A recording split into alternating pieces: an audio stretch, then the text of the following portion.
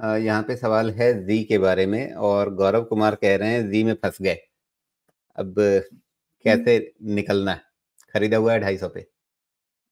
देखिए 250 पे खरीदा है और अभी 160-65 हो गया है। देखिए नॉर्मली क्या होता है ना कि जो लोग ट्रेडर है और जो टेक्निकल पोज़ीशंस के हिसाब से शॉर्ट टर्म के लिए पोज़ीशन लेते हैं, मेरा इनको एक ही सजेशन है कि आप एक स्टॉप लॉस रखिए। जब स्टॉप लॉस आपका निकल जाता है तब आपको इसमें से निकल जाना चाहिए। अभी ज़ी का एंटरटेनमेंट में एक दिन स्टॉक 35% गिरा, उसके बाद थोड़ा-सा वो सँभला। तो यहाँ पे अभी अगर उनकी शॉर्ट टर्म पोज़ीशन है तो उनको कुछ सोचना नहीं है क्योंकि देखिए अभी तो ₹250 का स्टॉक होने के लिए बहुत समय लगेगा। बट अगर आप इन्वेस्टमेंट के पॉइंट ऑफ व्यू से आप अगर इसमें निवेशित हो या किसी को निवेश करना है, तो मुझे लगता है कि बहुत ही अच्छा अट्रैक्टिव लेवल है क्योंकि देखिए ज़ी एंटरटेनमेंट कोई पेनी स्टॉक नहीं है।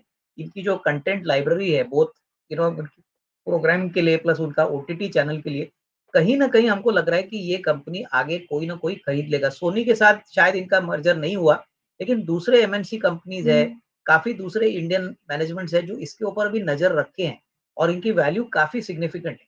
हालाँकि ये समय थोड़ा लगेगा, बट 165 170 में मेरे ख्याल से पूरा नेगेटिव जो इम्पैक्ट है वो ऑलरेडी शेयर के प्राइस में हुआ है। तो शॉर्ट टर्म में कोई ज़्यादा एक्सपेक्ट मत करिए, बट लॉन्गर टर्म में आपको ऐसे अच्छे कंपनीज़ को इन्वेस्ट करना है क्योंकि अभी जब किसी को पसंद नहीं है, तभी आपको अल्फा जनरेशन सबसे ज़्यादा होगा। जी। अविनाश जी, आपने एक बहुत अच्छी बात कही कि अगर आप छोटी अवधि के लिए निवेश कर रहे हैं तो स्टॉप लॉस लगाना चाहिए। लेकिन ये जो मामला है अब ज़ी का देखिए, इसमें कोई स्टॉप लॉस लगाता भी तो उसका क्या होता है? कहाँ से गिरा? मतलब ये आपका पिछले दिन का जो मतलब जिस दिन ये अचानक से गिरा है, उस दिन कहाँ पे लगभग 231-32 के आसपास बंद हुआ था और सीधे आपका खुला ही सीधे 207-8 रुपए पे और उसके बाद लगातार गिरते गया। मतलब इसने आपको सोचने समझने का कोई मौका नहीं दिया और अगर कोई किसी ने स्टॉप लॉस लगा भी रखा होगा तो वो जंप कर गया होगा। नहीं देखिए, अभी तो मैं यही कहूँगा कि जिनकी एफ-एन-ओ की पोज़ीशन है, उनको तो कोई रास्ता नहीं है। उनको तो पोज़ीशन काटनी है, लेकिन जिनके पास डिलीवरी है, मेरे ख्याल से देखिए डिलीवरी अगर आपके पास है तो आप कोशिश करिए कि इसमें पोज़ीशन होल्ड करिए क्योंकि ये कंपनी कोई पेनी स्टॉक नहीं है। मैं वापस आपको दोहराना चाहता हूँ कि ये कोई ऐसी कंपनी नहीं है, जो बंद पड़ी है या इसमें लगातार बहुत घाटा हो रहा है। आप इस कंपनी को लॉन्गर टर्म से देखेंगे तो कोई बड़ा मर्जर या कोई बड़ा कोलैबोरेटर इसमें ज़रूर पैसा लगाएगा। तो ये जो स्टॉप लॉस का प्रॉब्लम है, ये इन्हीं लोगों के लिए जिनकी एफ-एन-ओ पोज़ीशन है। जिनके पास कैश की पोज़ीशन है, वो कोशिश करें कि थोड़ी-सी डिलीवरी ले ले, क्योंकि देखिए अभी तो आपने सही कहा कि 30-35% अगर स्टॉक एक दिन में गिरता है, तो उसमें स्टॉप लॉस तो काम करेगा ही नहीं। ये तो वैसा शेयर है जो किसी ने एक्सपेक्ट नहीं किया था कि सोनी ने ये डील कॉल ऑफ करेगी। तो इसका इम्पैक्ट आपको झटके में देखने को मिला है। तो ऐसे माहौल में आपको जितना डैमेज कंट्रोल आप कर सकते हो, अगर आपकी कैश पोज़ीशन है, तो वो आपको करनी चाहिए। जी।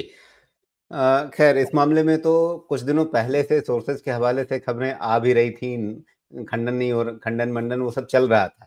तो ऐसा नहीं था कि अचानक से चीज़ें आ गई थी, लेकिन एक दिन पक्का आ गया, कॉल ऑफ हो गया। मतलब वो भेड़िया आया वाला बिल्कुल, पहले से चल बिल्कुल। रहा था। लोगों ने कहा कि नहीं वो बस ऐसे ही अफ़वाह कोई बोलता है कि भेड़िया आया, भेड़िया आएगा नहीं, फिर भेड़िया आ गया।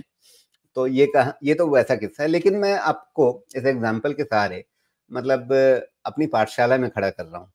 बताने के लिए हमारे दर्शकों को कि इस तरह के जो मौके होते हैं, उनसे बचने के क्या तरीके हो सकते हैं? कोई भी शेयर हो सकता है, अचानक से कोई एक इवेंट हो जाता है और उसके चलते उस शेयर में एकदम से बड़ी गिरावट आ जाए। ऐसी स्थिति के लिए आपको पहले से क्या ध्यान रखना होता है या क्या बचाव कर सकते हैं? क्या कोई ऐसा तरीका है या फिर अगर ऐसी घटना हो गई तो हिट लेना ही लेना है? नहीं, मेरे ख्याल से देखिए ज़ी एंटरटेनमेंट की बात करें, तो मुझे लगता है कि आपको ऐसे शेयर में पोज़ीशंस एक पहली तो आपको बड़ा पोज़ीशन नहीं बनानी। आप छोटी पोज़ीशन बनाते तो आपको शायद इतना बड़ा नुकसान नहीं होता। लेकिन अगर आप बड़ा पोज़ीशन बनाते हैं कोई इवेंट के पहले जो बिगड़ भी सकती है, तो पहला तो क्या है कि आपकी जो पोज़ीशन साइज़िंग है, जो आपका पोज़ीशन है, उसको रीज़नेबल रखिए, उतना ही रखिए जितना आप कंफर्टेबली उसको सह सकते हो। अगर आपने ज़रूरत से ज़्यादा बड़ी पोज़ीशन यहाँ पे बनाई और डिसीज़न आपका गलत हो गया, तो आपको नुकसान भी काफ़ी बड़ा हो सकता है। और दूसरी बात मैं यही कहूँगा कि अगर आपका नज़रिया लॉन्ग टर्म नहीं है, तो शॉर्ट टर्म ऐसे शेयर से अवॉइड करें, क्योंकि देखिए शॉर्ट टर्म में तो ये स्टॉक वैसे भी काफ़ी बुरी तरह से पिटा गया था। मर्जर का जो ट्रिगर था वो काफ़ी समय तक चला बट उसके बाद स्टॉक मेरे ख्याल से काफ़ी रेंज बाउंड रहा। तो मोस्ट इम्पोर्टेंटली अगर आपका नज़रिया लॉन्गर टर्म है तो आप निवेश करिए। शॉर्ट टर्म में ऐसे शेयर में मत जाइए क्योंकि कुछ जी। भी हो सकता है। जी। नहीं, यहाँ पे जी को मैं सिर्फ़ उदाहरण लेकर के एक इन्वेस्टमेंट डिसिप्लिन या ट्रेडिंग स्ट्रैटेजी में भी एक डिसिप्लिन, उसके नज़रिए से पूछ रहा हूँ कि रिस्क कहीं भी आ सकता है। आपको अब अचानक देखिए एक दिन इन्फोसिस जैसी कंपनी आकर के अपना रिज़ल्ट बताती है और उसके बाद क्या हाल होता है वो हमने देखा था 3-4 तिमाहियों पहले। तो वहाँ पे तो आप नहीं कह सकते कि इन्फोसिस और ज़ी में कोई तुलना है। दोनों बिल्कुल अलग तरह की कंपनियाँ हैं। लेकिन उसके बाद भी इन्फोसिस जैसे शेयर में ये हो सकता है। तो किसी बिल्कुल भी हो शेयर में सकता है। हो सकता है। बट तो आपको ये उससे सोचना है बचने ना के तरीके क्या हैं? शॉर्ट टर्म में नज़रिया आपको लेना है तो आपको स्टॉप लॉस ही मेंटेन करना पड़ेगा। स्टॉप लॉस अगर मान के चलिए कि आपका रिस्क 1:2 है, तो नॉर्मली सर ऐसे ऐसे गिरावट जो आती है वो किसी को पता नहीं होती। अभी जैसे 30% एक दिन स्टॉक गिरेगा, ये किसी को पता नहीं था। तो मैं वही आपको बोल रहा हूँ कि अगर आपकी पोज़ीशंस छोटी है तो आपको फिर एग्ज़िट करने के लिए भी थोड़ा-सा कम्फ़र्ट मिलेगा क्योंकि बड़ी पोज़ीशन होगी और आपने बहुत ऊपरी लेवल पे ये स्टॉक खरीदा है, तो वो दोनों जी, तरफ़ा आपको फिट मिलेगा। एक तो आपका ऊपर का लेवल और दूसरी आपकी क्वांटिटी ज़्यादा है।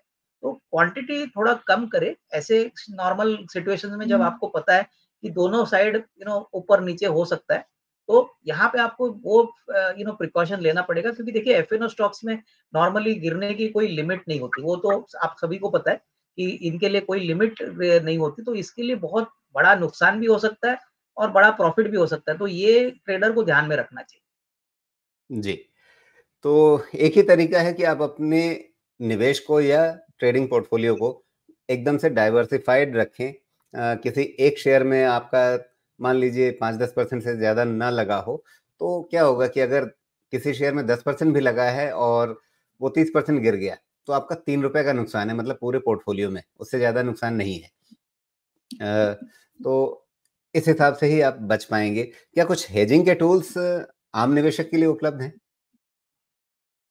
देखिए हेजिंग है, लेकिन हेजिंग का खर्चा भी ज़्यादा है। देखिए आप हेजिंग करोगे तो आपकी कॉस्ट भी बढ़ेगी और मैं यही कहूँगा कि छोटे निवेशक के लिए जो ऐसे शेयर्स में थोड़ा-सा शॉर्ट टर्म ट्रेडिंग करना चाहते हैं, सबसे जी। बेस्ट प्लेन वैनिला ऑफर तो वही रहेगा कि थोड़ी-सी छोटी पोज़ीशन बनाएँ, बड़ा पोज़ीशन मत लें क्योंकि हेजिंग से आपका खर्चा बढ़ेगा और ऑब्वियसली हेजिंग एक तरीके का एक ब्रेक है, लेकिन लॉस कंप्लीटली आप हेजिंग करने के बाद भी अवॉइड नहीं कर सकते। तो वो बात ध्यान में रखें कि hedging is not a complete solution. अगर प्राइस 30% गिर गया, तो हेजिंग भी आपको इतना बचाएगा नहीं।